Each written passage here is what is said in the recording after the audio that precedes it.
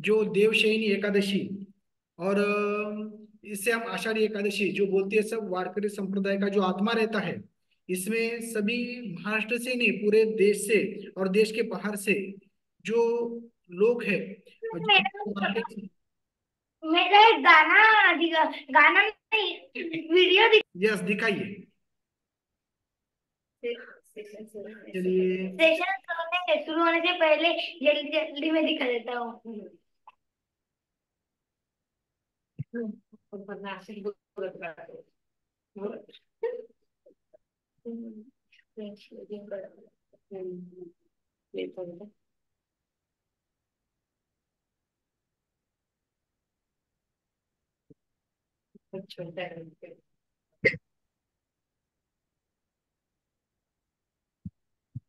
Network photo नहीं है, video है।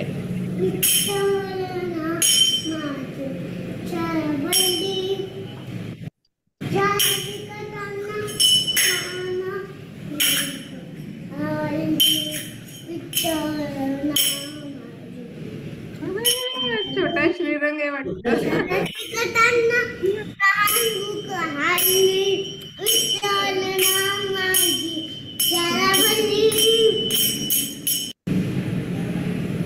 फोटो नहीं है, वीडियो है.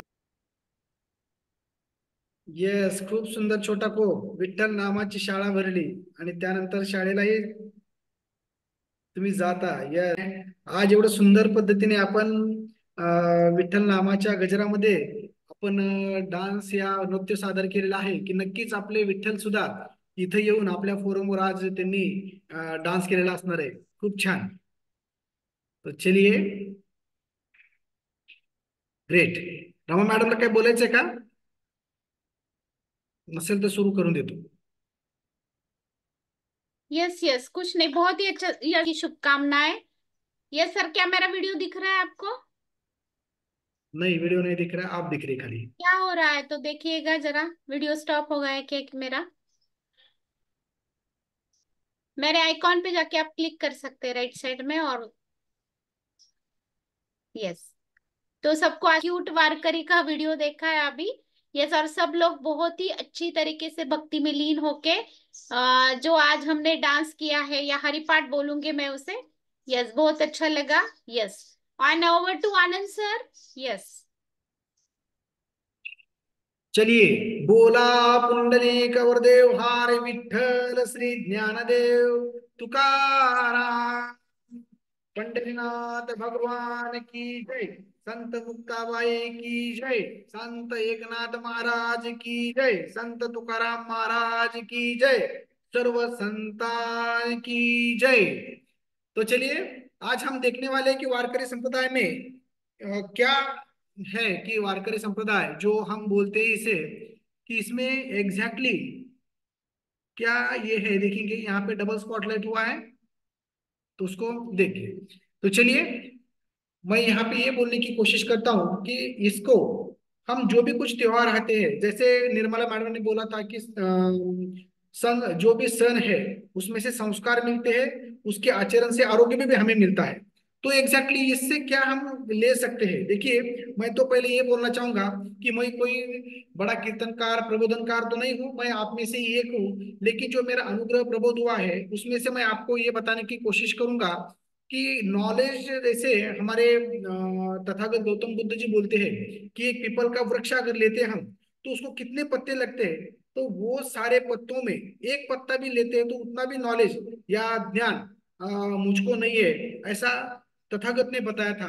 और संत ज्ञानेश्वर जी ने बताया था कि ये जो अथांग समुद्र है, उसमें अगर एक काड़ी डुबोया जाए और उसका जो बूंद है वो बाजू में अगर गिराया जाए, तो बूंद जैसा भी मुझे नॉलेज नहीं है. तो वो संत महात्मे जो जिनको उत्तमबरा प्रज्ञा प्राप्त हुई थी, वो अगर महात्मे ऐसे बोलते हैं, जो भगवान के रूप हम उसे मानते हैं, महाविष्णु के अवतार उन्हें मानते हैं, कि जिन्होंने जो पहले गीता अपने संस्कृत में थी, तो वो सब जनों के सामने आना चाहिए.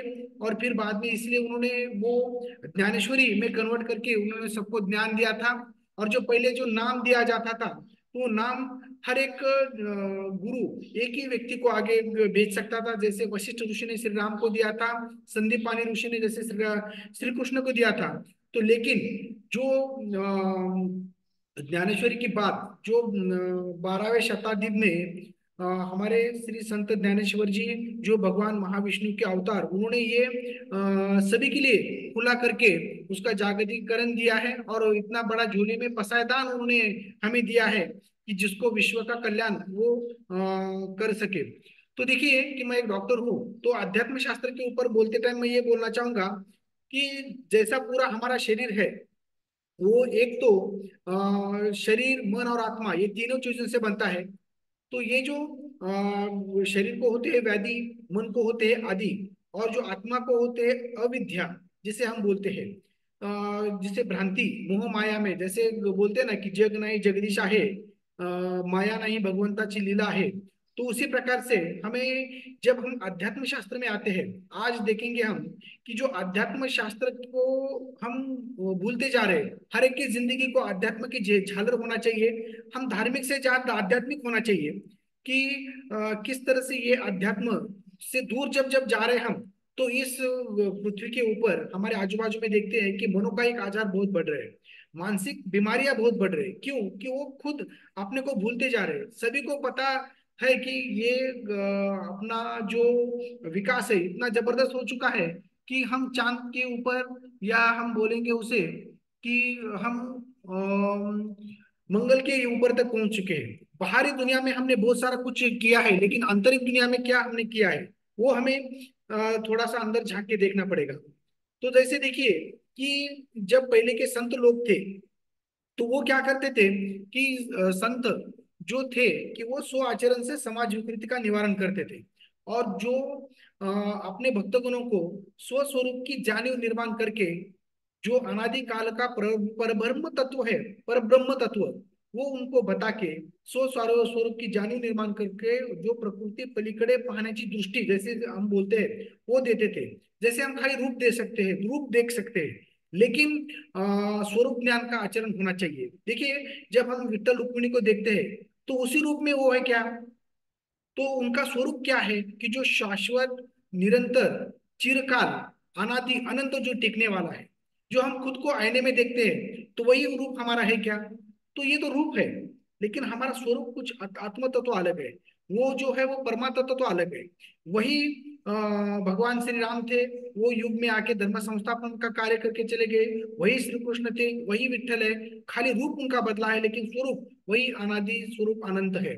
तो जब ये दृष्टि प्राप्त हो जाती है हमें, तो एक अलग प्रकार का हमें परिवर्तन हो जाता है। जब स्वस्वरूप की जानी हो जाती है, उसको आत्मचिंतन करने की भावना उनके शरीर में निर्माण कर देते हैं। जो हमारे संत लोग थे, आत्मचिंतन में वो सोचता है कि मैं कौन हूँ, मैं वो विश्व नियंत्रण कौन है, वो आत्म तत्व परमात्मा तत्व कौन है, और उसका और मेरा संबंध क्या है, मैं इस सृष्टि के ऊपर क्यों जन्म ले चुका हूँ।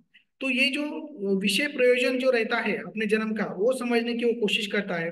वो पॉजिटिव एटीट्यूड से सब तरफ देखते रहता है, सूक्ष्म और बारीक थिंकिंग वो करना शुरू कर देता है कि उसको ये समझ में आ जाता है कि आत्मचिंतन में कि आत्मबोध हो, तो उसको हो जाता है कि अहम ब्रह्मास्मि, यानी मैं ईश्वरी तत्व का अंश हूं। मैं वो शाश्वत, सर्वशक्तिमान, दैदीप्यमान ऐसी आत्मा हूँ। उसी परमात्मा के गुण जो है ज्ञान, पवित्रता, शांति, प्रेम, सुख, आनंद और शक्ति, उसी गुणों का, उसी सप्त जो वर्चुअल गुण है, हमारे दैवी शक्ति है, गुण है, उसी गुण का मैं एक समुदाय का एक छोटा सा अंश हूँ। यानी इसी जो ये पूरी सृष्टि है, पांचभौतिक तत्व है, उसका मैं एक उत्तराधिकारी हूँ, उसका मैं एक मालक हूँ। इस प्रकार की जाने हम ब्रह्मास्मि के ऊपर उसको आत्मबोध करवाते थे।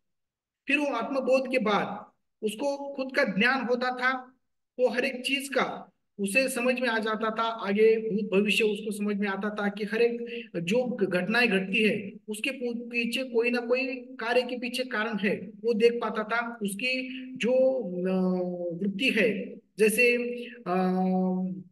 भगवान का नाम स्मरण करके ज्ञान योग से उसमें सात्विक भाव इतना बढ़ता था कि वो आगे पीछे का सभी का कार्य कारण भाव वो लगा सकता था। जिसके बाद वो हम अगर देखेंगे कि फिर उनको आत्मशोध होने के बाद आत्मबोध, और आत्मबोध भी होता था कि जैसे मैं उसी ईश्वरी तत्व शक्ति का अंश हूँ, तो उसी प्रकार से ये जो पूरी सृष्टि बने वाली है, जो भी सजीव निर्जीव है, उसमें समझो हम वनस्पति देखेंगे, प्राणी सृष्टि देखेंगे, मानव सृष्टि देखेंगे, तो उसी ईश्वरी तत्व का अंश है, यानी खलुदम ब्रह्मम, इसका वो ज्ञान होता था, जिसकी वजह से वो उसके मन में एक बंधुभाव निर्माण होता था, और जो वसुदैव कुटुंबकम की भावना उसमें निर्माण होती थी, वो सभी को अपना ही एक प्रकार का रूप मानता था।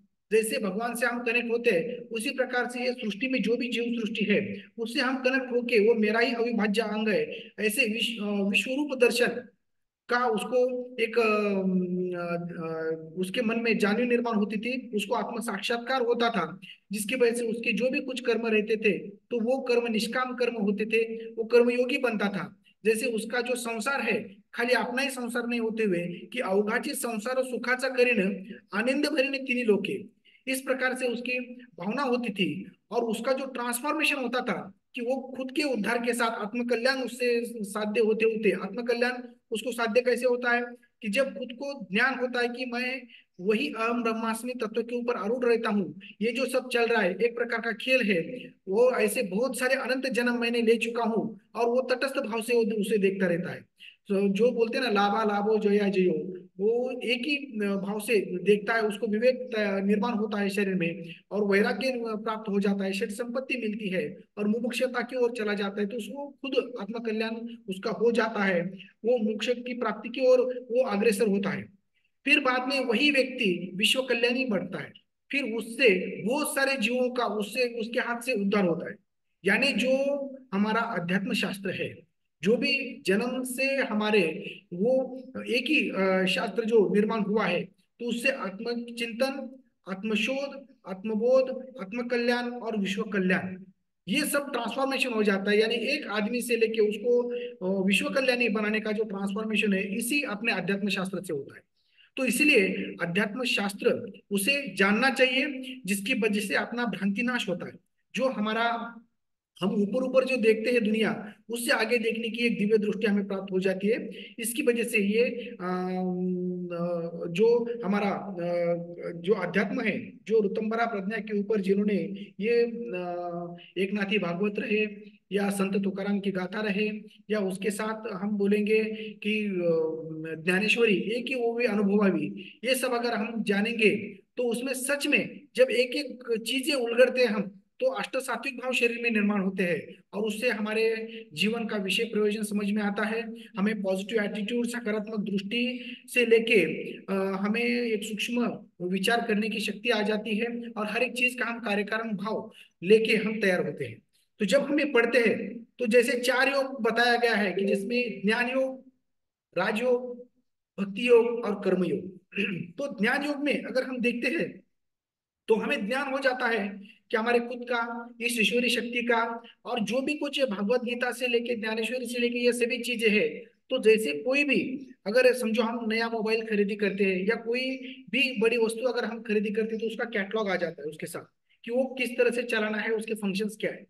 तो जब हम इस पृथ्वी के ऊपर जन्म लेते हैं, तो हमारा इस शरीर का जो कैटलॉग है, किस तरह से रहना है, किस तरह से सदाचार करना है, किस तरह से खुद हम है जो हम खुद को भूल सके, तो उसका कैटलॉग ही ये पूरी जिंदगी का किस तरह से मोक्ष प्राप्ति की तरफ जाना है। तो ये सभी भगवत गीता से लेके संत ज्ञानेश्वरी से लेके ये सभी चीजें ये हमें, लेकिन वो भूलते हम चले जा रहे हैं। तो देखिए कि जब ये वारकरी संप्रदाय में अगर हम देखते हैं, तो हर महीने में एकादशी आती है, और वो एकादशी हम करते हैं।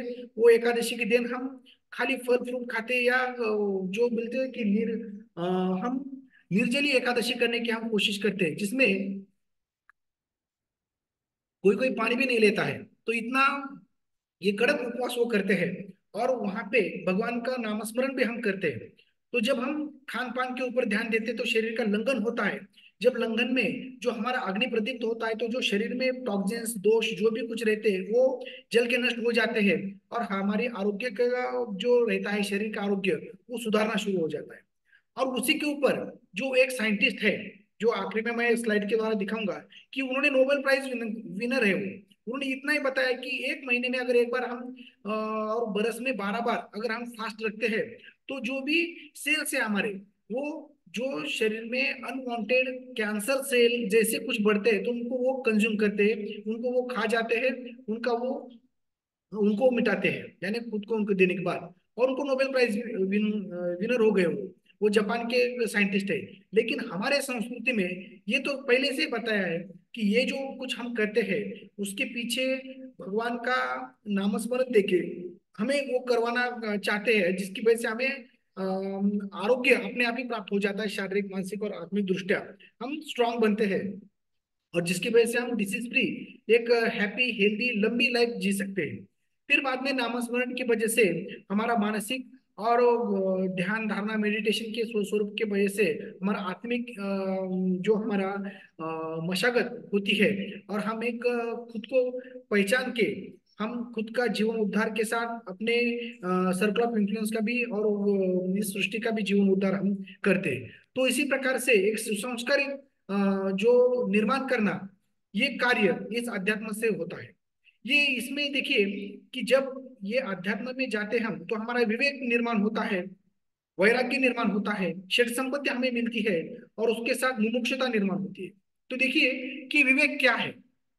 जब हमें ये चार चीजें जिसे हम साधना चतुष्ट या ज्ञान चतुष्ट बोलते हैं, ये साधना चतुष्ट और ज्ञान चतुष्ट प्राप्ति ही हम अध्यात्म का लास्ट का कार्य बिंदु हम समझते हैं। तो इसमें विवेक जो जैसे हम बोलते हैं कि आयुष्याला सुखकर सुख हिताहितम सुखम दुखम आयुष्य से हिताहितम, सुख कर क्या है दुख कर क्या है, उसका जो सदसद विवेक बुद्धि निर्माण होती है उसे विवेक बोलते हैं। देखिए जैसे शरीर की व्याख्या करते टाइम हमारे संत क्या बोलते हैं कि परोपकारम इदम शरीरम, ईश चिंतनार्थम इदम मना, विवेकार्थम इदम बुद्धि, ज्ञानार्थम इदम जीवन। तो परोपकार में शरीरम, जैसे हमारा शरीर का मूल उद्देश्य ही ऐसा है कि परोपकार करना है। जैसे देखिए कि सूरज उगता है, पेड़ पौधे देखते हैं हम, सूरज उगता है, जो गाय, अगर ये सब देखेंगे तो ये सब परोपकार करते करते ही अपना ध्येय रख देते हैं। जो हम अपना जो व्यवसाय करते हैं वही व्यवसाय अगर बंधु भाव से स्वार्थ और परमार्थ साधते हुए करेंगे तो उसी में ही विठ्ठल है। जैसे हमारे भक्त पुंडलिक जो माँ बाप की सेवा करते टाइम उसको खुद वहां पे विठ्ठल मिलने आए थे। फिर बाद में जैसे हम संत चोखा मेळा जो थे वो भी बोलते हैं कि कांदा मुळा भाकरी अ, गाजर ये सभी हमारी पंडरी, ये सभी मेरी पंडरी है, वही मेरे विठ्ठल है। तो उसी प्रकार से अगर जिसको समझ में आता है ये अध्यात्म सच में कि चराचर में भगवान है, चराचर में सृष्टि है, पंढरपुर यानी वही पंढरपुर नहीं है, तो पूरा संसार पूरा विश्व ही पंढरपुर है। हर एक जगह विठ्ठल है। वही विठ्ठल हर एक के हृदय में विद्यमान है। जैसे मेरे हृदय में विठ्ठल विद्यमान है, वैसे हर एक सृष्टि के जीव जो प्राणी मात्रा है उसके इसमें भी वही विठ्ठल का अंश है। ये देखने की क्षमता उससे प्राप्त हो जाती है। जैसे संत गाडगे बाबा विठ्ठल पंढरपुर में रहते थे तो पूरा वो झाड़ू लेके पंढरपुर के जो भी कुछ वो भक्त आके वहां पे गंदगी करते थे तो वो साफ करते थे। और जब वो भगवान का दर्शन लेके बाहर आते थे तो वो बोलते थे पाहिला का विठ्ठल है। वो सबको पूछते थे कि वही विठ्ठल जिसको मनोभाव से पूछते हैं तो वही विठ्ठल आप अपने सामने आए हुए जो भी कुछ जीव सृष्टि है उसकी तरफ देखना चाहिए, यानी शिव भावे जीव सेवा करने का वो संदेश देते थे। इतना बड़ा उसमें मार्मिक ये है। खाली वो उसका रूप ही मत देखो, उसका स्वरूप देखो, वो स्वरूप ही पूरा संसार है। जैसे जिसे बोलते हैं ना हरि दिसे जनी वनी मनी आत्म तत्वी, उसी प्रकार से। और ये जो भी सृष्टि का पूरा जो चलाता है विश्व नियंत्रण करता है तो वही विठ्ठल है। उसी को गॉड बोलते हैं, उसी को अल्लाह बोलते हैं, उसी को जो भी कुछ आज सोचते हो, जो भी आप किसी भगवान को मानते हैं तो वही एक है। एकम सत विप्रा बहुधा वदन्ति, एक ही सत्य है। जैसे बोलते हैं ना कि आकाशात पतितम तोयम यथा गच्छति सागरम सर्वदेवो नमस्कार अभ्याम केशवम प्रति गच्छति, यानी जैसे आकाश से गिरा हुआ पानी हर जगह गिरता है तो वो नदी नाले में आता है, फिर नाले से नदी में जाता है, फिर बाद में सभी नदियां एक जगह मिलती है, वो भी कहाँ मिलती है तो वो सागर में मिलती है। तो उसी प्रकार से जो भी कुछ प्रार्थना आप करते हो गुरुद्वारे में करो, मस्जिद में करो, मंदिर में करो, कहीं पर भी करो, वो प्रार्थना एक ही भगवान के पास जाती है। एक ही पृथ्वी के ऊपर रहते हैं हम, एक ही सांस एक ही हवा हम लेते हैं, एक ही खून हमारे शरीर में दौड़ता है, सभी एक ही है।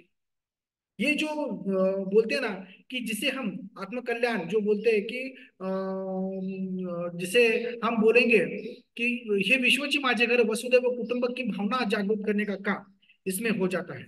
तो इसलिए बताया गया है कि न देवो विद्यते तृणे नो पाषाणे न तृणमये भावेशी विद्यते देव तस्मात् भावे पूज्यते। यानी हमारे भाव में देव है, जहां है वहां पे अगर हम ध्यान लगा के बैठेंगे, माझे क्षणार्थ अनुसंधान करी कोटि किलमिशाचे दहन। जैसे हम बोलते ना कि क्षणभर देहाच्या द्वारी उभा क्षणभरी तेने मुक्तिचारी साधली, वही भगवान के द्वार यानी वहां पे जाके खड़ा रहना नहीं है, तो हमारे मन से भी हम वहां पे जा सकते हैं। जिसे हम बोलते हैं कि शरीर के लिए तो तीर्थ यात्रा है, लेकिन मन के लिए अगर हम ध्यान धारणा उससे हम अगर उसको कनेक्ट हो जाते हैं, जैसे राजयोग मेडिटेशन में जैसे मन के द्वारा चिंतन और बुद्धि के द्वारा दृश्यावलोकन करके उस परम तत्व को हम कनेक्ट होते हैं, तो जैसे मोबाइल से रिचार्ज होता है, तो वैसे उससे हम रिचार्ज बनते हैं। यानी energy flow from higher potential to the lower potential, उस तरह से वो एनर्जी हमें आती है और हमारे इसमें जो भी हमारे आत्मगुण है वो सदैव बढ़ते हैं। और जो भी हम इस सृष्टि में काम करते करते हमारे इसमें जो शरीर को बढ़ा है, तो जो काम क्रोध लोभ मद मत्सर जो हमारे मन के ऊपर ये शरीर रिपू यानी शत्रु जो हार्मोनल इम्बैलेंस करके पूरा शरीर को डिस्टर्ब कर देते हैं, जिसकी वजह से हमारे असंसर्गिक बीमारियां भी बढ़ते हैं स्ट्रेस तान तनाव की वजह से, तो वो दूर करके हमें एक अच्छा हमारा सर्कल जो है वो व्हाइट बनता है, डार्क सर्कल निकल के जाता है। तो इसलिए नाम स्मरण में नाम में इतनी ताकत है कि बहुत सारी ताकत इस नाम के ऊपर मैं बोलने वाला हूं कि जो भी आषाढ़ी और कार्तिक एकादशी जो पहले करते थे, तो किस तरह से करते थे। तो देखिए एक सांप और मुंगूस जो झगड़ा करने के बाद हर बार ज्यादा 90% मुंगूस ही जीतता है, सांप कितना ही बड़ा रहता है और मुंगूस कितना भी छोटा रहता है। तो ये जो सृष्टि चलती है एक प्रकार का वो एक सांप के जैसा है। जब हम काम करते हैं सुबह से लेकर शाम तक, तो ये जो तान तनाव दावपर दगदग ये जो वातावरण की वजह से हमारा जो सर्कल व्हाइट से लेकर डार्क होना शुरू हो जाता है, हमें षड्रिपु की भावनाएं बढ़ती है। लेकिन हम जो नामस्मरण से राजयोग मेडिटेशन की तरफ जाते हैं, तो हम फिर से वो षड्रिपु का पुट निकाल के हम में आत्मगुण बढ़ोतरी करते हैं। तो यस, म्हणून इस तरह से अगर देखते हम तो वो नामस्मरण में यस हम मुंगूस और इसके ऊपर जा रहे थे। तो क्या होता है कि जब बड़ा सांप रहता है, जब वो मुंगूस को काटता है, तो मुंगूस का जंगल में क्या करता है कि कहीं पे बाम्बू के वन में जाके वो कुछ तो खा के आता है, फिर से बाद में वो सांप के साथ लड़ता है, फिर बाद में वो उसको सांप अगर डसता है या बाकी उसको काटता है, तो फिर से वो वन में थोड़ा सा जाता है, कुछ तो खा के फिर से वो लड़ना शुरू कर देता है।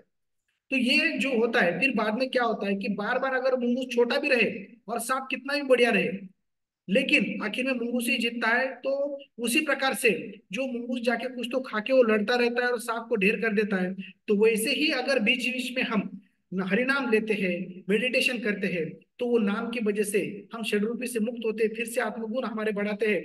फिर बाद में ये जो हमारी प्रकृति है जो सृष्टि है जो सांप के माफिक हमको नीचे ढकलने की कोशिश करती है, स्वस्वरूप से दूर भागाना शुरू कर देती है, तो उसको उसके ऊपर हम जय प्राप्त कर सकते हैं। तो इसीलिए तो नाम में इतनी ताकत है कि वो नाम ही हमें ये जिंदगी तैराता है। उसकी वजह से नाम का जो एक प्रकार का कैप्सूल तैयार होता है, उससे हम एक खुद को ये करते हैं। तो देखिए कि जैसे विवेक विवेक में क्या होता है कि हम खुद उसी आत्मा के अंश है, वही शाश्वत नियंत्रण शक्तिमान है, उसको जो भी कुछ ये चीजें आत्मसात करता है उसके बारे में, तो ये चीजों को विवेक बोलते हैं। और वैराग्य जो बोलते हैं कि जिसमें सच में वैराग्य आया है वही मोक्ष प्राप्ति का द्वार है। वैराग्य जिसे प्राप्त होता है कि वो बोलता है कि मैं कुछ नहीं हूँ, मुझे कुछ नहीं चाहिए, मुझे सब कुछ मिला है, ना मुझे कोई मिलने की आस है या मुझे कुछ नहीं मिला है, ऐसा कुछ भी नहीं है, ऐसी स्थिति उसकी हो जाती है। और जो भी कुछ ये स्थिति के आड़े आ जाता है, नाम शोहरत ये उसकी में जो अटक जाता है, तो उसको दूर करने की कोशिश करता है, वही वैराग्य। जिसको वैराग्य प्राप्त होता है वो किसी लालसा में वो गिरती नहीं है। फिर बाद में उसको षट संपत्ति प्राप्त हो जाती है। षट संपत्ति यानी जो अपनी संपत्ति है उससे भी बढ़िया संपत्ति ये जो फकीर लोग हैं, ये जो संत लोग हैं, उनको मिल चुकी होती है, जिसकी वजह से संत जो हमारे एकनाथ थे, जो भी थे, उन्होंने सब छोड़ के, जो हमारे तथागत गौतम बुद्ध पहले राजा थे, वो भी सब छोड़ के वैराग्य प्राप्त होने की वजह से क्या वन में चले गए, सब ये करके, तो ये वैराग्य की अवस्था में उनको षट संपत्ति मिलती है। वो शम दम तितिक्षा उपरति श्रद्धा और समाधान, ये षट संपत्ति है। तो ये जो संपत्ति रहती है शम, यानी इंद्रियों का प्रसन्नता, जैसे बोलते हैं हम कि मन करारे प्रसन्न सर्व सिद्धीचे कारण, यानी जो मन की प्रसन्नता है, किसी आपने बंगला गाड़ी पैसा सत्ता इसमें अवलंबन नहीं रहते, वो एक खुद का धन है, जो सामान्य व्यक्ति भी अपना प्रसन्नता रह सकता है किसी भी उसमें। शम दम यानी इंद्रियों का दमन, जो हमारा इंद्रिय है, जो पंच ज्ञानेन्द्रिय कर्मेंद्रिय और मन, उसके अगर ऊपर हम कंट्रोल रखते थे, एकादशी, एक दशी यानी 11, ये सभी इंद्रियों के ऊपर कंट्रोल पाना ही एकादशी का जो मेन उद्देश्य है वो कर सकते हैं। शम दम तितिक्षा यानी स्थित प्रज्ञता, मन की स्थित प्रज्ञता, जो भी जिंदगी में अच्छा हो बुरा हो जो भी कुछ होता है, वो एक भगवान की लीला है, उसे तटस्थ भाव से वो देखते हैं, और जो भी कुछ आता है नसीब में, वो एक्सेप्ट करके अपना जिंदगी एक बिताते हैं, क्योंकि उनको समझ में आता है कि ये क्या चल रहा है, मैं खुद कौन हूँ, किस तरह से मुझे कार्य करना है, ये सृष्टि के रंगमंच के ऊपर मेरा कर्तव्य करके मुझे हर एक को हमें जाना है। तो उसी प्रकार से इसलिए मानसिक बीमारी कौन से भी स्टेज में उसको नहीं आता है, वो अच्छी तरह से जिंदगी में जो भी कुछ संघर्ष आता है उसको फाइट करता है, और उसके ऊपर वो जय मिलाता है, क्योंकि वो उसको पता है ये सभी चीजें जो कर रहा है तो वो मेरा भगवान है। जैसे बोलते ना कि योगक्षेम त्याचा जाणे जड भारी, वाट दावी हाथ धरुनिया, इसी प्रकार से हम उसके ऊपर अगर पूरा विश्वास रखते तो कौन सी भी चीज से पूरी कायनात भी आपके खिलाफ जाएंगी तो आप उससे बराबर बाहर निकाल सकते हैं, क्योंकि हर एक जो चीज है वो करता है उसके ऊपर आप ध्यान दे सकते हो। वो विश्व जैसे धर्म संस्थापनार्थ के लिए वो सभी चीजें करते रहता है, उसको समत्व चाहिए। इसीलिए शम दम तितिक्षा उपरति, उपरति यानी जिंदगी में किस तरह से भी अवस्था रहेंगी तो उसके ऊपर सवार होने का जो भी कुछ हमारा माइंडसेट रहता है, वो माइंडसेट सभी के ऊपर रहता है, जो भी स्थिति आए उसको एक्सेप्ट करके। श्रद्धा यानी जो विश्वास जो रहता है, किसी भी चीज के ऊपर अगर श्रद्धा हमारी रहती है और उस पूरे शिद्दत से हम उस चीज को पाने की कोशिश करते हैं, उस चीज हमें मिलती है, क्योंकि लॉ ऑफ अट्रैक्शन की वजह से, क्योंकि हम उसी ईश्वरीय नियंत्रण शक्ति के अंश रहने की वजह से उसको देना ही पड़ता है, फिर वो घटना परिस्थिति काल ये सभी चीजें निर्माण हो जाती है, वो अपने आप मिल जाता है। इसलिए जिसको भी श्रद्धा है वो बड़े से बड़े कठिन प्रसंग से वो बाहर निकलता है। और फिर बाद में समाधान यानी वो ऐसा धन है कि जो खुद के साथ इतरों को भी वो समाधानी आनंदी बनाता है और जीवन को मुक्त कर देता है। और मुमुक्षता जो भी है कि उसको जब वो पूरा ज्ञान हो जाता है तो उसे वो समझ में आता है कि मुझे ना पुण्य चाहिए ना पाप चाहिए। पुण्य यानी जो वो किसे हम बोलते हैं हीरे जवाहरात या सोने की बेड़ी है, और पाप यानी वो लोखंड की जो ये है, यानी आप अच्छे, जैसे वो बोलते हैं कि दुःखाचे कारण पुन्हा जन्म घेणे, यानी जो सृष्टि निर्माण की है भगवान ने वो किस लिए की है, तो जो भी हम विषय वासना में अटकते हैं, जो भी हम कर्म करते हैं तो उसका परिणाम भुगतने के लिए वो हिसाब से हमें अगला जन्म मिलता है और उसका परिणाम हमें ये करना पड़ता है। इसलिए संत हर एक इच्छा की नसबंदी करते थे, और जो हमारे जैसे बोलते हैं ना कर्म का निर्बीजीकरण करते थे, जो भी कुछ पाप पुण्य अच्छा होता था वो भगवान के चरणों में अर्पण करते थे, और अलिप्त भाव से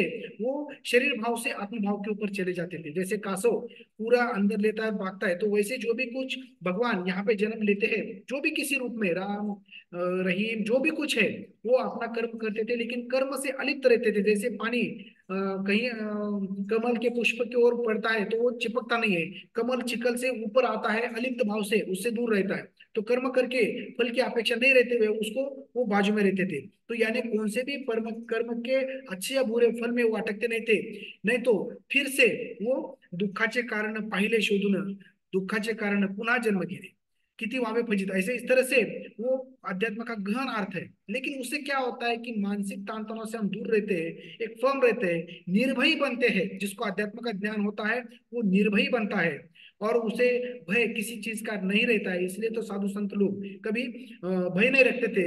और तट्टाच्या जातीला नाही भेदभाव जैसे बोलते थे। इसलिए तो पहले राजा महाराजाओं को भी वो जो क्रूर राजा महाराजा थे उनको ज्यादा ज्यादा सोने का आदेश वो देते थे, क्योंकि तुम जितना देर सोओगे उतना देर तक समाज या जो अपना ये है वो सुखी रहेगा। क्योंकि आप जाग जाएंगे तो आपसे ऐसे कुछ निर्णय हो जाएंगे कि जिसकी वजह से समाज में विध्वंस चला जाएगा। इसलिए तो ये सभी चीजें होती थी। तो पहले जो वारी थी कार्तिकीय और एकादशी जैसे बोलते हैं ना आषाढ़ी एकादशी, तो वो क्या करते थे कि पहले जब एक वारी में जाते थे तो वहां पे उनको नाम दिया जाता था, उसे अनुग्रह बोलते थे। अनुग्रह में सो स्वरूप की जानी निर्माण करके अनादि कालाचे परब्रह्म तत्व उसको समझा के उसको जैसे प्रकृति पलीकडे पाहण्याची उसको दृष्टि देते थे और उसको अनुग्रह किया जाता। अनुग्रह में क्या होता था कि जैसे देखिए कि ज्या क्षणी अनुग्रह झाला त्याच क्षणी मुक्त झाला, बंधन नाही आत्म्याला बोलूच नाही, इस तरह से बताया गया है। तो वो भक्ति भाव उसमें आता था। फिर बाद में अनुग्रह के ऊपर जिसको नाम दिया जाता था वो नाम के ऊपर वो 6 महीने अमल करता था, हर रोज उसके वो प्रैक्टिस करता था उस नाम को जप के। वो खुद में एक ज्ञान प्राप्ति करता था। जो ज्ञान प्राप्ति की वजह से उसको समझ में जो भी आता था उससे वो परमात्मा से कनेक्ट होता था। फिर बाद में ज्ञान योग, फिर उससे जो ज्ञान से योग होने के बाद योग, फिर बाद में उससे भक्ति बढ़ती थी भगवान के प्रति। उसे वही जैसे हम बोलते हैं कि माझे माहेर पंडरी, सबका माहेर पंडरी है और वही हमारे माता पिता है, तो वही परमात्मा ही हमारा पिता है। उसको समझ में आता था, उसको भक्ति भाव इतना ये आता था कि जैसे खलविदम ब्रह्म उसको समझ में आता था। और आखिरी में जो योग है चौथा योग, ज्ञान योग कर्म भक्ति और कर्म, आखिरी में उस तरह से वो भक्ति भाव जो कर्म उचंबळून येतं जिसकी वजह से उसके जो कर्म होते थे वो पूरे जो कर्म है वो जिसे बोलते हैं ना हम कि निष्काम कर्म, निस्वार्थपणे सेवा, जैसे वसुदेव कुटुंबकम की भावना निर्माण होती थी। ये जो 4 पाए है वो 4 पाए जीवन में मुक्ति के लिए मोक्ष की तरफ जाते थे। और मैं यही बताने की कोशिश करूंगा कि जो भारतीय संस्कृति में जो अध्यात्म शास्त्र है वो पूरे संसार में एक ही है कि जिसमें मोक्ष प्राप्ति की धावपट्टी है, जिसको वही मोक्ष प्राप्ति की एक मार्ग इसी में ही बताया गया है। इसीलिए तो जो भगवान है, जो आपने अच्छे काम किए तो आप भगवान बन जाएंगे, बुरे काम करेंगे तो दानव बन जाएंगे, लेकिन कुछ भी करेंगे तो जन्म है ही, और जन्म लिया तो दुख है ही। तो उससे मुक्त पाने के लिए मनुष्य जन्म ही महत्व का है। और इसीलिए तो जब बोलते थे ना कि यह लौकिचा हा देह देव पाहतात घेऊ, म्हणजे देव जो है वो भी इसी मानव जन्म में आने की कोशिश करते हैं, क्योंकि मानव जन्म ही ऐसा है जिसकी वजह से हम मोक्ष की तरफ जा सकते हैं। तो उसी प्रकार से अनुग्रह पहले होता था, फिर बाद में 6 महीने के बाद जब आते थे तो वही गुरु सर पे हाथ रख के उसको प्रबोध देता था। जब प्रबोध विश्वामित्रा को दिया था तो उसका जैसे बोलते थे ना उतना ज्ञान उसका बड़ा था कि वो ज्ञान से उसके दिमाग से तब के उसमें से भाप निकल रहे थे। उसके ऊपर फिर जो घी का उसके ऊपर थापी लगाते थे और फिर घी का थापी लगा के उसको प्रबोध करते थे। तो उसी प्रकार से प्रबोध भी उसी तरह से होता था। फिर बाद में वो मुक्त हो जाता था कि ठेविले हात कुरवाळीला माथा सांगितले चिंता न करावी। इसी प्रकार से वो देह भाव से ऊपर आत्मभाव के ऊपर चला जाता था। इसलिए वारकरी संप्रदाय में हर एक व्यक्ति हर एक के पैर पड़ता है। आज हमारे भाग्यश्री मैडम ने हमारे श्रीरंग के पैर पड़े। आप बोलेंगे माता ने बच्चे का कैसे पैर पड़ा? यहाँ पे माता और बच्चा ये जो है वो प्रकृति हम देखते हैं खाली, हमारे आंखों से हम खाली जो बोलते हैं ना कि सिंपल प्रकृति देखते हैं, लेकिन स्वरूप ज्ञान के ऊपर अगर देखेंगे तो हर एक आत्मा उसी ईश्वरी तत्व का अंश है। वो वारकरी संप्रदाय को समझ में आता है, वो आत्मा तत्व को नमन करता है, वो शरीर को नहीं करता। हम देखते शरीर को नमन चलता है, अरे उसी ईश्वरी तत्व का अंश वो है, वो परमात्मा को वो नमन करता है। इसलिए हर एक के वो पैर छूना शुरू कर देते हैं, क्योंकि वो उसको प्रकृति पलीकडे पाने से उसकी दृष्टि निर्माण होती है। उसको समझ में आ जाता है कि ये जो आदमी नहीं है तो उसको मैं आत्म तत्व की तरफ देखता हूँ, वही परमात्मा का अंश है। जो मैं सेवा करता हूँ, जिस भगवान को मानता हूँ, उसी का ये अंश है। उसी प्रकार की उसकी दृष्टि बनती है और उसकी वजह से वो नतमस्तक होता है हर एक के सामने। तो ये जो ज्ञान है, तो ये ज्ञान सभी को एक जगह आने की कोशिश करता है, जो हिंदू जिसे बोलते हैं। तो ये कोई जात धर्म पंथ नहीं है। तो हिंदू यानी हीन वृत्ति से दूर जो व्यक्ति है, जो षड्रिपु से दूर जो व्यक्ति है, जिसमें सात्विक भाव को आ जाता है, जो एकादशी का उपवास करके, जो भगवान का नामस्मरण करके, जो भी कुछ आप रोजे करते हैं, जो भी कुछ आप उपवास करते हैं, उसकी वजह से वो भगवान से कनेक्ट होने के बाद आप में सात्विकता आ जाती है। आपके मन के रजतम भाव दूर होके सात्विक भाव के ऊपर आरूढ़ होके आप प्रकाशक बनते हैं। तो वो सब हीन वृत्ति से दूर हो जाते हैं और उनसे जो भी वो विश्व कल्याणी बनते हैं। और ये सभी चीजें जो आते हैं हीन वृत्ति से दूर, वो हिंदू ये है।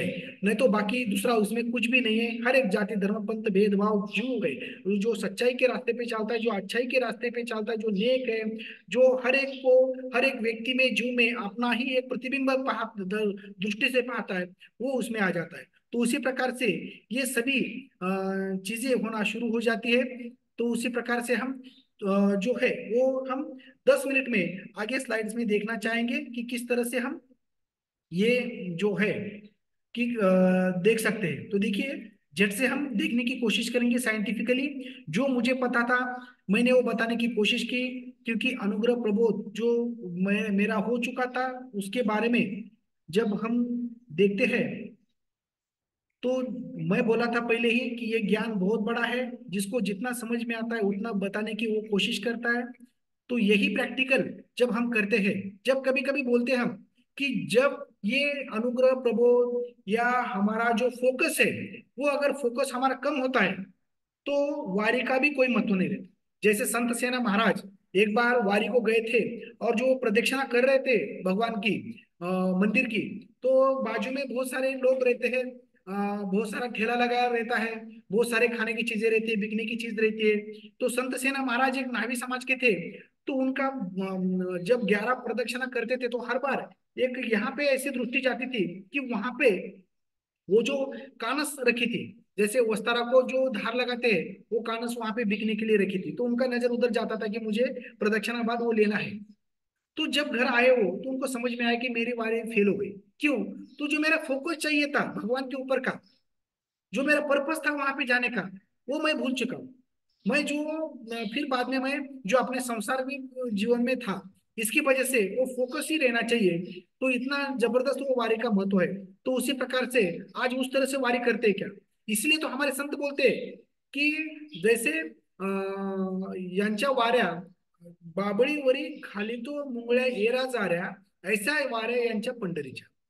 यानी अगर हमारा फोकस नहीं रहता है, हमारा खान पान के ऊपर फोकस है, हमारा फेसबुक ट्विटर के ऊपर दिखाने का फोकस है, हम पैशन के लिए नहीं, दिखावा के वास्ते हम जाते हैं वहां पे, किसी को कुछ खाने के लिए जाते हैं, ये सभी चीजें अगर देखते हैं हम, तो इसमें फोकस हमारा नहीं रहता, वारी का कोई महत्व नहीं रहता। तो उनका योग नहीं है, वो तो भोग बन जाता है, उनका भोग बन जाता है वो उनका योग नहीं रहता। ये सभी चीजें मालूमात होते हुए इतना ही बताऊंगा कि अगर हम कर्तव्य छोड़ के नहीं जाना चाहिए। अगर हम आपके घर के बाजू में 10 पेड़ लगाएंगे, उसको बढ़ाएंगे, तो भी भगवान आपको मिलने वहां पे आएगा। इतना याद रखिए। तो हम कर्तव्य से विमुख नहीं होना चाहिए। उसी प्रकार से हमें एक प्रैक्टिकली अप्रोच हमारा रखना चाहिए, तभी हम खुद को, समाज को, इस देश को और एक विश्व को विश्व शांति और मानव कल्याण का हम संदेश दे सकते हैं। तो इसी प्रकार से ये जो आषाढ़ी एकादशी वारी है, इसमें तो हमें पता है था कि जिसमें देवशयनी जो है एकादशी उसे कहा गया है। तो ये बहुत ही रहता है। पंढरपुर को सभी जाते हैं भक्ति भाव से, पालकी वहां पे जाती है अलग अलग प्रकार का। ये हर एक जो कमर के ऊपर जैसे हाथ रख के विठल जी समदृष्टि उनकी है, वो रखी है उन्होंने। सबके प्रति एक ही भाव उन्होंने रखा है, खाली मानव के प्रति नहीं। तो वनस्पति सृष्टि, जीव सृष्टि सभी उनके लिए एक ही है। उसी प्रकार से वो सबको ये करते हैं। वारकरी संप्रदाय जो है, तो वो देखिए कि कैसे दीक्षा घेण्यासाठी आले असेल।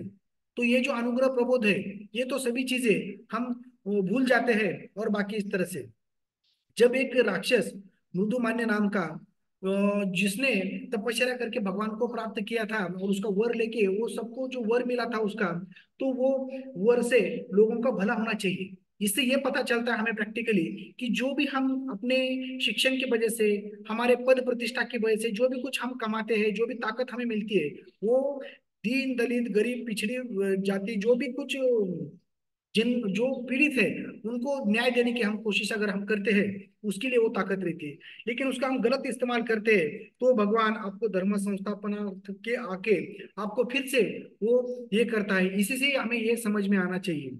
और जब और महीने में एक दो बार जैसे हमारे एकादशी रहती है उसके ऊपर हमें शारीरिक मानसिक दृष्टिया हमें उपवास करना चाहिए, कहीं ना कहीं हमें रेस्ट लेना चाहिए। हमने ये आज का सुबह का जो मोटिवेशनल वीडियो लगा था उसी में यही बताया गया है कि किस तरह से एक भेद नष्ट होना चाहिए। और जो भी हमारा यहाँ पे हम बोलते हैं ना कि अध्यात्म शास्त्र का उद्देश्य है भ्रांति नाश, यानी हमें सच्चाई का ज्ञान होना चाहिए। भ्रम दूर होके एक प्रकृति पलिकड़ का जब हमें ज्ञान प्राप्त होता है तो किसी भी जाति धर्म पंथ भेदभाव में पड़ता नहीं है, उससे पूरे भेद नष्ट हो जाते हैं। तो इसीलिए ये जो आचरण धर्म है अगर हम इसी के ऊपर रहते हैं तो सच में हमें वारी का जो भी ताकत है वो मिलती है, भगवान का आशीर्वाद हमें मिलता है। और हम जैसे बोलते हैं ना कि जो एकादश जो हमारे 10 इंद्रिय है और मानस जो हमारा 11वां इंद्रिय है उसके ऊपर हम कंट्रोल प्राप्त कर सकते हैं और हमारे खुद के जीवन में उन्नति प्राप्त कर सकते हैं। तो ये फास्टिंग रिसर्च जो किया है डॉक्टर योशिनोरी ओशुमा विंस जो भी वो नेजल जो सेल्फ ईटिंग सेल के बारे में है तो उसमें यही सब है।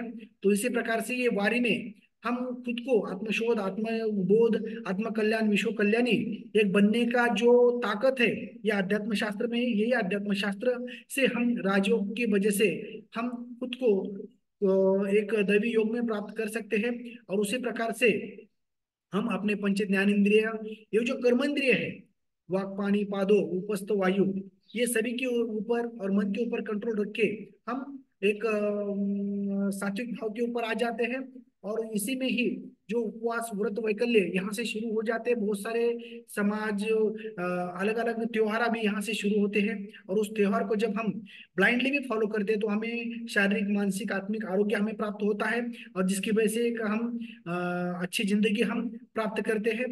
तो ये जो है मून के ऊपर ये सभी चीजें डेवलप रहता है। तो ये जो मून है जब बड़ा होता है तो पृथ्वी के ऊपर 71% जो पानी है और चंद्रमा उसके ऊपर एक्शन करता है। और हमारे सृष्टि में भी उतना हमारे जैसे बोलते हैं ना कि पिंडिते ब्रह्मांडी, तो जो पिंड ब्रह्मांड में वही पिंड में है हमारे। तो उसी प्रकार से सूरज का या हमारे चांद का असर हम पे भी होता है कि हमारा शरीर भी 71% पानी से वाटर से बना हुआ है। तो उसी प्रकार से ये जो खान पान की प्रक्रिया बाकी का ये सब त्योहार में रखी गई है। तो हेल्दी ईटिंग रहना चाहिए जिसकी वजह से ये हमें ज्यादा मैं यहाँ पे आध्यात्मिक के बारे में बताने की हमने कोशिश किया है। जब ये दृष्टि प्राप्त होती है तो आदमी को विनियोग का साधन बन जाता है कि जैसे बोलते हैं ना तैसे मुखी ब्रह्म नाम हाथिते सात्विक काम पर विनियोग विन विफुर हो। अगर आपको अच्छा कोई स्किल है आपकी और वो स्किल कला कौशल्य ज्ञान अगर समाज के उपयोगी आके उनका अगर उद्धार नहीं करेंगे हम उसको समाज प्रभाव में उन लोगों को लाके उनके जरिए समाज का कल्याण और राष्ट्र निर्माण का काम अगर हम नहीं करेंगे और वो राष्ट्र निर्माण के काम से समाज कल्याण जैसे बोलते हैं ना विश्व शांति और मानव कल्याण अंतिम ध्येय ये प्राप्त नहीं करेंगे तो उसका कोई उपयोग नहीं होता। इसलिए हमारा जीवन का विनियोग अगर होता है तो उसी में ही हम अपना ये सभी प्राप्त करते हैं। तो जैसे ही मैं बोलता था कि जब कोविड आया था कोरोना तो सब लोग दार बंद करके बीच में रहते थे, डॉक्टर लोग भी पूरा क्लिनिक बंद करके वो घर में रहते थे। जब भी अध्यात्म की नॉलेज की वजह से मैंने बहुत सारे लिखान किया था जब मुझे सब बोलते थे कि ये कुछ अलग बोल रहा है तो मैं यही बोलता था कि अगर हमारा धर्म है कि इस बार फ्रंटलाइन वॉरियर बन के लोगों की सेवा करना और उनको ज्यादा ज्यादा वो कोरोना से हमें मुक्ति दिलाना तो उसमें अगर हम गत प्राण होते हैं तो भी हमें मोक्ष मिलता है। ये मोक्ष का शॉर्टकट है लेकिन भगवान आपको इतने जल्दी मरने नहीं देगा क्योंकि उसको पता है ये मोक्ष प्राप्ति के लिए आया है, इतने जल्दी उसको मोक्ष नहीं मिलने वाला। क्यों? तो देखिए कि अगर आपको मृत्यु है तो अटल होए आप किधर भी जाएंगे तो आपको छोड़ेगा नहीं। देखिए एक मैं ये 2 मिनट की स्टोरी बता के मैं इसका मेरा आज का लेक्चर का एंड करने की मैं कोशिश करूंगा कि अगर मेरे सामने किसी को जो मृत्यु को डरता है अगर उसको मेरे सामने 1 घंटा बिताएंगे अगर मैं उसको स्टोरी बताऊंगा तो वो खुद को समर्पित कर देगा, वो डरेगा नहीं। उससे, क्योंकि उसको स्वस्वरूप की जाने निर्माण हो जाती है, उसका डर उसका खत्म हो जाता है। तो वैसे ही एक बार क्या हुआ कि एक कौवे का अंत आया था, और यमराज ने उसकी डिक्शनरी निकाली, और आज किस किसको ले जाना है, तो वहां पे एक कौवे का प्राण लेना है, ऐसा उसको उसमें ये था उसका ऑर्डर। तो वो प्राण लेने गया, लेकिन जाते टाइम वो बोलता है कि कौवे का प्राण और वो उस जगह मुझे मिलेगा, कैसे ये पॉसिबल है, कौवा वहां तक तो पहुंच नहीं सकता। ये किस तरह से भगवान की लीला है मुझे पता नहीं है। फिर भी चलो, उन्होंने बताया है कि ये जगह जाके उसका प्राण लेके आना है, तो मुझे जाना ही है। तो कवि को पता चलता है कि आज मेरा प्राण लेने यमराज आ रहे हैं। तो डर के मारे क्या करता है, वो ऊंचा ऊंचा ऊंचा उड़ना शुरू कर देता है। वो इतना ऊंचा उड़ता है कि वहां पे उसको जो ईगल है, गरुड़ मिल जाता है, और वो बोलता है, अरे तुम इतने ऊंचे कैसे आ गए, वहां पे तो ऑक्सीजन की कमी है, आप तो वहां पे रह नहीं सकते, अब तो चले जाएंगे। तो वो बोलता है कि मुझे तो मेरे पीछे आज प्राण लेने के लिए यमराज जी आ रहे हैं, तो मुझे ऐसे ही मरना है, तो इसलिए मैं ज्यादा ज्यादा भागने की कोशिश कर रहा हूँ। तो गरुड़ को लगता है साला इसको मैं मदद करना चाहिए, इसलिए क्या करता है, तू मेरे पीठ के ऊपर बैठ, मैं तुझे ऐसी जगह ले जाऊंगा कि वहां पे यमराज आ ही नहीं सकेगा। तो क्या करता है कि उसको उड़ाते उड़ाते हिमालय की गोदी में कहीं पे तो छोटे से एक गुफा है, वहां पे उसको रख देता है। फिर बोलता है कि मैं तुझे एक दिन के बाद ले जाऊंगा, तेरा टाइम निकल के जाएगा तो तू बच जाएगा। तो क्या करता है कि वहां पे जाके वो कौवा कौवे को छोड़ता है, फिर से गरुड़ वापस आना शुरू कर देता है। तो यमराज रास्ते में मिलते हैं, तो गरुड़ पूछते हैं कि आप कहाँ जा रहे हैं। तो यमराज बोलते हैं कि मुझे आज एक कौवे का प्राण लेना है, और उसमें वो बताया गया है कि वो कौवा कहीं पे तो ऊंचे हिमालय के पर्वतों में कहीं पे तो यहाँ पे मिलेगा। वो समझ में नहीं आया कि वहां कैसे मिलेगा, वो मुझे समझ में नहीं आ रहा, इसलिए मैं जा रहा हूँ वहां पे। तो देखिए भगवंत लीला। उसी तरह से अगर किसी का मृत्यु कहीं पे है, तो उसे आना ही आना है। जैसे परीक्षित राजा का मृत्यु सांप काटने के बाद ही होने वाला था, उसी दिन उसी टाइम तो उसको बेर खाने की इच्छा हुई, और वो बेर खाया, उसमें आड़ी निर्माण हुई, और वो खाते टाइम वो तक्षक नाग जो आया उसको डस गया, और वो गत प्राण हो गया। यानी आप कहीं पर भी भाग गए, दवाखाना बंद कर भी घर में बैठेंगे, तो आपकी अगर मृत्यु हुई तो आनी ही आनी है। इसलिए आप डायरेक्ट लड़िए, आपका मृत्यु कोई नहीं ले जा सकता, विधि लिखित आप नहीं मिटा सकते उसको। इसीलिए तो बिंदास उसको ये दृष्टि प्राप्त हो जाती है, इसलिए वो बिंदास रहता है। जो मैं जिस इसमें बैठा हूँ अभी आपके साथ बातें करके, वहां पे मेरा पूर्ण हॉस्पिटल था, और बाजू में हम रहते थे चारों घर में के। तो इसी प्रकार से ये हर एक का नॉलेज का रहता है। तो देखिए, तो ये मेरा आध्यात्मिक के बारे में कुछ थोड़ा बहुत मुझे जो भी कुछ समझ में आया मेरे बुद्धि के हिसाब से। जैसे पामर बोलते हैं ना, मजे पामरा काय हे तोर पण पाय पायची वाहन पायी बरी। तो उसी प्रकार से जो मुझे कुछ थोड़ा बहुत आया मेरे दृष्टिक्षेप में, मैंने आपको वो बताने की कोशिश की है।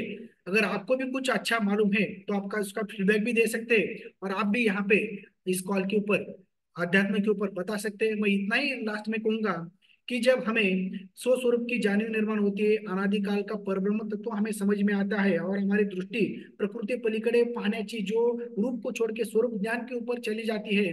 जैसे हमारे घर में बारिश होती है, तो ये खाली बारिश हमारी दृष्टि नहीं देखती, तो वो पीछे जाती है कि ये बारिश नहीं है, तो मेरे घर के सामने समुद्र आ रहा है, समुद्र आ रहा है। आप बोलेंगे समुद्र कैसे आ रहा है, देखिए समुद्र से ही भाप बनते हैं, भाप से ही वो पूरे आकाश में ढक बनते हैं, और वही यहाँ के गिरते हैं। फिर बाद में यही नदी नाले से चला जाता है, फिर बाद में नदी जाके समुद्र को मिलती है, फिर से वो पानी आता है, ये सब चक्र चलता है। ये एकदम ये सभी समझ में आ जाता है। तो उसी प्रकार से दृष्टि यहाँ पे प्राप्त होती है, और यही अध्यात्म से सच में एक मानव का ट्रांसफॉर्मेशन एक देवदूत भगवान में किया जाता है, और उसको विश्व कल्याणी बनाया जाता है। तो इतना बड़ा स्व स्व परिवर्तन से विश्व परिवर्तन के लिए जाने के लिए हर एक की जिंदगी में हमें अध्यात्म की झालर चाहिए। क्योंकि हमारा जो शरीर है वो शरीर मन आत्मा से होता है। जो शरीर को उपचार दिया जाता है, ये शास्त्र से आधुनिक शास्त्र रहने दो, आयुर्वेद रहने दो, मन तक योगा वगैरह बाकी रहने दो, लेकिन आत्मा जो जन्मों जन्मी का साइंस है वो अध्यात्म है। क्योंकि आत्म तत्व ये अमरत्व रहता है, मैं कभी मरता नहीं हूँ, मैं खाली शरीर जो बदलता हूँ वो खाली वस्त्र की तरह मैं बदलता हूँ। उसी तत्व के ऊपर शरीर भाव छोड़ के हम आत्म तत्व के ऊपर आरूढ़ होने का, और जो भी कुछ यहाँ पे जिंदगी में ये चलता है, अलिप्त भाव संसार में रह के रहने का जो कला है, वो सिखाता है हमारा अध्यात्म शास्त्र। जय हरि, रामकृष्ण हरि।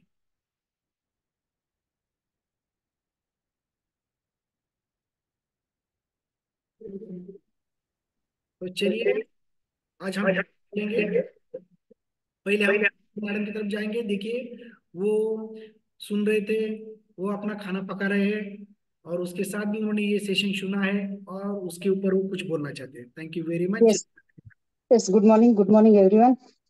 डॉक्टर मोरे सर, आपने जो वही बोला कि मुझे जो थोड़ा बहुत ज्ञान है मैं आपको बांट रहा हूँ, ये तो ज्ञान मतलब थोड़ा नहीं है, मुझे तो सागर जैसा लगा। मैं वहां पे खाना बना रही थी, डोसा बनाते बनाते आपका सुन रही थी, तो मेरा डोसा में दिक्कत थी, पूरा काला हो गया, लेकिन मेरा ध्यान आपकी तरफ था पूरा। और बहुत ही अच्छा अमेजिंग जो आपने मुझे जो अभी स्टोरी सुनाई और उसके बारे में जो ज्ञान दिया है, ये तो मतलब कहीं नहीं मिल सकता है। तो थैंक यू दिस फोरम। और मेरी कोच जो है doctor Vinay ma'am, thank you Vinay ma'am. और आपने जो भी यहाँ पे आज जो प्रोग्राम हो गया आज तक, मतलब मैंने 6 महीने हो रहे यहाँ पे ज्वाइन करके, तो बहुत सारे पार्टिसिपेंट्स यहाँ पे भी है। मैंने मतलब आज जो एंजॉय किया है मुझे लग रहा है कि अलग तरीके से। मैं तो श्रावण मास भी 1 महीना पूरा उपवास करती हूँ, एक टाइम खाना खा के, लेकिन मैं आषाढ़ी एकादशी कभी करती नहीं थी, तो मैं आज से ये एकादशी शुरू करने वाली हूँ। तो thank you this forum. Yes, thank बहुत you. Amazing, wonderful yes, session. Yes, मैं ये बताने की कोशिश करूंगा आज का आपका आज डोसा नहीं जला है। आपके जो बुरे कर्म है, जो प्रारब्ध है, जो आपके जो जिंदगी के जो भी कुछ दुख है, जो भी कुछ आपका संचित था, वो बर्न हो चुका है। तो थैंक यू दिस इसीलिए पॉजिटिव जो एनर्जी। गाना है ना, कि बताया गया कि अधीर गुलाल उधळी तरंग, नाता घरे नाचे मज सका पांडुरंग। तो वो जो पांडुरंग नाचता है ना, वो गाता है, तो ये ऐसे ही नहीं गाता, तो उसका अष्ट सात्विक भाव निर्माण होता है, क्योंकि उसको समझ में आता है कि हर एक चीज का उलगड़ा जो संत करते हैं, तो उससे उसके मन में इतनी प्रसन्नता आ जाती है, उसका कॉन्सेंट्रेशन इतना बढ़ जाता है कि वो नाचना शुरू कर देता है। यस इसी यस। प्रकार से ये डोसा नहीं, आपके प्रारब्ध चल रहा है। Thank you very. Thank you sir, thank you this positive energy, thank you so much. यही अध्यात्म से आता है। चलिए हम जाएंगे अपने फोरम की ओर। Yes madam. यस, मैं कहना चाहूंगी कि इतनी अच्छी तरीके से आनंद सर ने सभी चीजें समझाई है, और लास्ट में उन्होंने जो स्टोरी बोली है वो तो अमेजिंग थी। और भक्ति का क्या संबंध है, या फिर हमें भक्ति क्यों करनी चाहिए, अध्यात्म क्यों करना चाहिए, ये आनंद सर ने बहुत ही अच्छी तरीके से बताया है। और जैसे कि अभी बोला सर ने जैसे बोला है कि प्रारब्ध, तो प्रारब्ध मीन्स क्या रहता है कि हमारा लास्ट जन्म का कुछ ना कुछ रहता है, कि हमने कभी अच्छी चीजें की रहती है, कभी बुरी चीजें की रहती है, और ये इस जन्म में हमें वो चांस मिलता है कि हम वो कंप्लीट कर दे। तो वो कंप्लीट करने के लिए यानी कि हमारे रास्ते में दुख और सुख ये दोनों तो आने ही वाले हैं। ऐसा नहीं है कि दुख नहीं आएगा या फिर उसके बाद में सुख नहीं आएगा। वो भगवान ने दी हुई एक हमें मौका है कि हम वो सभी चीजें अच्छी तरीके से समझ ले, और वो इजीली। अभी अगर हम भक्ति करते हैं तो बहुत सारे लोगों को लगता है कि हम भक्ति तो करते हैं लेकिन हमारे रास्ते में जो दुख है वो खत्म नहीं हो रहे हैं। लेकिन आपको नहीं पता है कि अगर आप भक्ति नहीं करते तो वो दुख सहन करने का हमारा जो स्थिति रहता है मन का, वो हमारा पॉजिटिव वे से नहीं रहता, या फिर हम वो सहन नहीं कर पाते। तो वो सहन करने के लिए जो हमें शक्ति लगती है ना, तो वो भक्ति से आती है। इसीलिए हमारा जो प्रारब्ध है वो अगर हम हंसी खुशी, यानी कि अगर किसी से हमारी बहुत ज्यादा बनती है, या फिर हमारे हिस्से में अगर कोई दुख देता है, तो ये नहीं समझना चाहिए कि उसने वो सुख दुख दिया है। आप ये इजीली समझ सकते हो कि कुछ तो भी प्रारब्ध है। अगर लास्ट जन्म में मैंने इसे कुछ तो भी दुख दिया होगा, इसीलिए वो अभी कंप्लीट हो रहा है। तो अगर आप ऐसा सोचोगे तो कभी भी आपको दुख नहीं लगेगा, और आपकी जिंदगी जो है एकदम हंसी खुशी में अच्छी से जाएगी। Yes, thank you. Yes, thank you very much madam. इसे ही हमें बोलेंगे की प्रकृती पलीकडे पाहण्याची जो दृष्टी है, इसे ही बोलते हैं हम, कि जैसे कर्माचा संबंध। इसमें 1 मिनट का मैं बताऊंगा कि जो धृतराष्ट्र थे, उसके 100 जो कौरव पुत्र थे, वो सब मारे गए। तो ये ऐसा क्यों हुआ? जब लास्ट में श्री कृष्ण को उन्होंने पूछा महाभारत होने के बाद, ये ऐसा क्यों हुआ मेरे साथ, मैं राजा होते हुए भी मैं अंधा हुआ, मैं मेरे राज्य वैभव का पूरा ये भी नहीं कर सका, उसका उपभोग भी मैं नहीं ले सका, और मेरे सामने 100 पुत्र मेरे मारे गए। मैंने ऐसा क्या किया था कि जिसकी वजह से ये हुआ, उसका कार्य कारण भाव बता सकते हैं क्या? तो वहां पे उन्होंने वो कर्म का संबंध बताया कि वो 25 जन्म पहले, मानव जन्म पहले वो पारधी था। तो उन्होंने जो उनके जाले में 100 छोटे छोटे पक्षी जो रहते हैं उसको पकड़ा था, और वो जाले में उनको जला दिया था। तो वो उनकी जो माताएं थी वो पक्षियों की, तो उन्होंने उसको शाप दिया था कि तू आगे चल के राजा बनेगा, तू अंधा रहेगा, तेरे राजभोग का तुझे कौड़ी का उपभोग नहीं मिलेगा, और तेरे सामने ऐसे ही 100 पुत्र मारे जाएंगे। तो वो खुश हो गया, मैं राजा बनूंगा। लेकिन वो राजा तो दूसरे जन्म में नहीं बना, राजा बनने के लिए उसको 25 मानव जन्म लेना पड़ेगा। 25 मानव जन्म यानी हर मानव जन्म आने तक एक, जैसे बोलते ना कि 94 लाख योनि में ट्रैवल करते करते उसको जब तक उसको थोड़ा सा पुण्य मिला और उसमें वो राजा बना, और लेकिन उसको उसका परिणाम भोगना ही पड़ा। तो उसी प्रकार से है, जैसे श्री राम ने पहले छुप के वाली का वध किया था, वैसे ही दूसरे अवतार श्री कृष्ण में उसका जो पारधी था, उसको लगा कि वो उसका अंगूठे में उसकी जान थी, तो पानी पी रहा है पारस या हरिण बोल के उसने उसको बाण मारा और उसके अंगूठे में बाण लग गया और वो मर गया। लेकिन जब वो पारधी आया श्री कृष्ण के पैर पड़ा कि भगवान मेरे से गलती ऐसे क्यों हुई, तो उसके सर पे हाथ रखने के बाद उसको कार्य कारण भाव समझ में आया कि पिछली जन्म में वो वाली था और ये श्री राम थे, और श्री राम ने उसको मारा था, और ये जन्म में उसका कर्म का भगवान रहते हुए भी उसका उनको वो भुगतना पड़ा, और उसके हाथ से उसको जंगल में बनना पड़ा। Yes, thank you very much. तो ये कार्य कारण भाव रहता है। तो देखेंगे, जाएंगे हम रिंकू मैडम के पास। चलिए, thank you very much ma'am. Good morning सभी को। सर आज आप जो बोले बहुत ही सुंदर बोले, और हम लोग का इधर तो बंगाल में बहुत ऐसा चीज नहीं जानते थे, लेकिन यहाँ इस फोरम में आके बहुत ऐसा चीज सीखने को मिल रहा है, जानने को मिल रहा है, हमें बहुत ही अच्छा लग रहा है हमें। और बागेश्वरी मैम से हमें बात करनी है कि आप लोग को वहाँ क्या क्या स्टाइलिश में क्या क्या चीज होता है, वर्कआउट का दिन, वो सब चीज हम लोग लिख के रखेंगे, तो हम लोग इधर बंगाल का भी लोगों को बोलेंगे उसी तरह से तैयार होने के लिए। Yes yes, thank you very much. तो हम जाएंगे अभी विनय मैडम की तरफ जाएंगे, क्योंकि 2 डॉक्टर सेलेक्ट लेने के बाद फिर बाद में अनुपमा मैडम की तरफ जाएंगे। Yes ma'am, thank you very much. Yes, good morning all. आज का जो वार्म अप वर्कआउट सभी बहुत अच्छा लगा और बहुत एंजॉय किया है हमने, और होस्टिंग भी बहुत अच्छी रही। और बाद में जो आपका सेशन आषाढ़ी एकादशी का जो भी आपने नॉलेज दिया है, ये एकदम मतलब बहुत ही अच्छा था। और एक अफाट अफाट सागर जे म्हणतो आपण, एवढं असं आहे ते तुमच्याकडे, आणि त्यातलं आम्हाला एक बूंद दिले असं मला वाटतंय। और बहुत ही अच्छा एक इंफॉर्मेटिव सेशन रहा है। Yes, thank you very much sir. Yes, thank you Vinay madam. हमने ये सब सुधीर सर से, हमारे जो गुरु है सुधीर सर, उनसे हमने ये ज्ञान प्राप्त किया था, फिर बाद में आपके सामने वो रख दिया। वो आपको देते नहीं है, उसको शिष्य अच्छे चाहिए, ऐसा है। इसलिए इसलिए मैं शिष्य को प्राप्त हो गया, इसलिए मुझे वो ज्ञान उन्होंने दिया। Thank you very much. ये आपका बड़प्पन है सर, ऐसी बात करना। मगर आपने बहुत ही अच्छा नॉलेज दिया है, बहुत ही इंफॉर्मेटिव रहा है। जो उदाहरण दिए हैं हमने कभी तो पढ़े थे, अभी याद नहीं आते, मगर आपने जो जब बोल रहे हैं तो अरे बाबा हाँ ये मैंने सुना था ऐसा लग रहा है। यस, फिर से एक बार वो रिकलेक्ट हो गया है। Thank you. Yes, thank you very much madam. मुझे मेरे गुरु ने बताया था कि अगर आप अध्यात्म में आएंगे तो बहुत कुछ करेंगे। अभी मैं तो टच में भी नहीं हूँ, और मैं क्या बोलने वाला हूँ वो भी मुझे ज्यादा पता नहीं था, मैंने कहीं नोट्स भी नहीं निकाले, मैं खाली बोलते गया। बरं, माझ्या युक्तीचा नोय हा प्रकार मतलब विश्वंभर बोलतो, यानी आपको ये चीजें पता होना चाहिए, ऐसे वो भगवान को ही लगा, इसलिए मेरे सामने, मुझे आपके सामने उसने रखा। Yes, thank you very much. चलो अनुपम मैडम तरफ जाएंगे आप। Yes, good morning. जय विठल विठल जय हरि। आज का अपना तो सब फॉरम एनर्जेटिक हुआ है। और बाद में का आनंद, जो आनंद सरांनी जे एकादशीच ज्ञान ज्ञान आपल्याला म्हणजे आपल्याला दिलं आहे, ते खूप सुंदर होतं खरंच।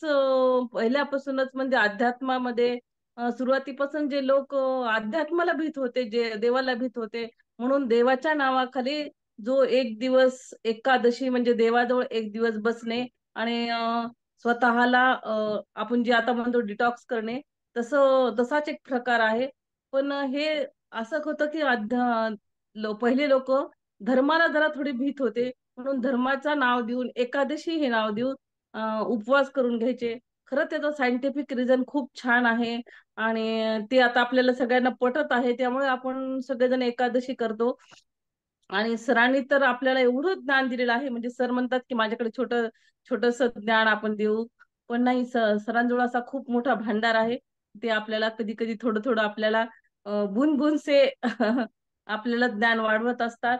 आणि खरंच आनंद सर खूप सुंदर असं इन्फॉर्मेटिव्ह देतात कुठल्याही गोष्टीचं, म्हणजे एकादशी असू, बाकीच्या कुठल्या गोष्टी असू, खूप सुंदर असं त्यांनी आज इन्फॉर्मेटिव्ह सेशन घेतलेलं आहे.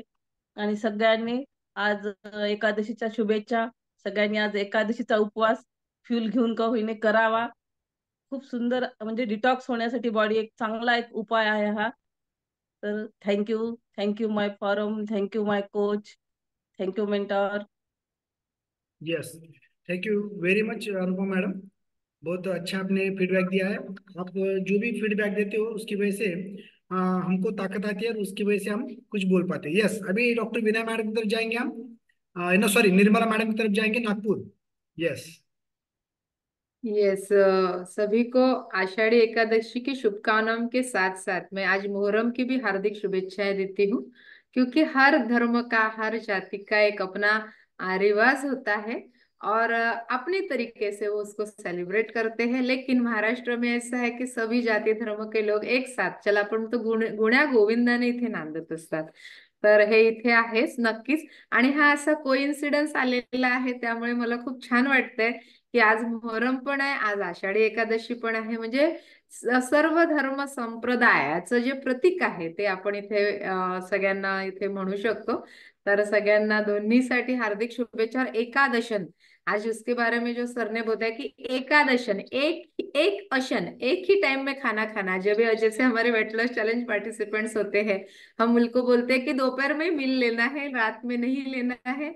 तो 2 टाइम शेक 1 टाइम मील अगर आप लेंगे तो आपका जो भी हेल्थ गोल है वो तो अचीव होगा ही होगा, लेकिन आपका जो बॉडी का डिटॉक्सिफिकेशन अभी बोला अनुपमा मैम ने, वो तो डेफिनेटली होने वाला है और बॉडी अंदर से यंग एंड यंग होगी, यानी एंटी एजिंग इफेक्ट यहाँ आपको मिलेगा। तो डेफिनेटली इस फोरम में आने के बाद इतना सारा सेलिब्रेशन हम यही कर सकते हैं और घर में रहकर कर सकते हैं, तो मुझे बहुत ज्यादा हैप्पी फीलिंग है। अभी तक मैंने गजरा नहीं उतारा है क्योंकि मुझे बहुत ज्यादा पसंद है, लेकिन समय नहीं मिल पाता था। लेकिन अपने फोरम में आने की वजह से वो हम एडजस्ट करते अपने टाइम को और बहुत अच्छे से कर लेते हैं और तैयार भी हो जाते हैं। मॉर्निंग में भी रहे तो भी तैयार हो जाते, तो ये बढ़िया सा फीलिंग इस हैप्पी फॅमिली में आने के बाद मिला है। और तुळशीचं महात्म्य तर सगळ्यांना माहित आहे, ही जी तुळस आहे ही किती बहुगुणकारी आहे आणि पावसाळ्यात हे तुळशीचं जर तुम्ही सेवन केलं किंवा हे जर तुम्हाला खायची इच्छा नसेल तर आपलं इम्यून हेल्थ आहे आपल्याकडे, जिसमें तुलसी डली हुई है जो आपकी इम्यूनिटी को बढ़ाएगा। अपना तुलसी अफ्रेश है, ये अगर आप डेली रूटीन में एड ऑन करेंगे तो क्या होगा कि हमारी इम्यूनिटी भी बढ़ेगी।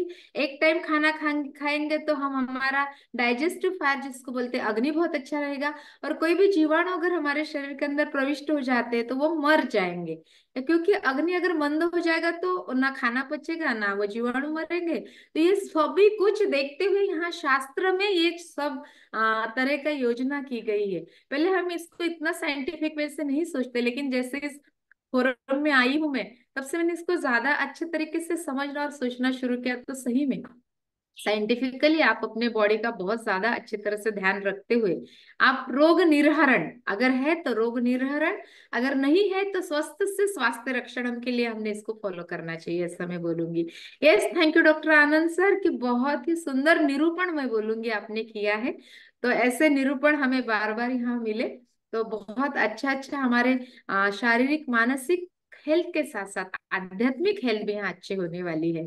आध्यात्मिक इन द सेंस कि अपना जो खुद का जो भी स्पिरिचुअल बाइंडिंग रहता है ना, कोई भी परमात्मा शक्ति के साथ में और बढ़ता है और वो हमें बल देता है कोई भी संकट से सामना करने के लिए। Yes, thank you so much.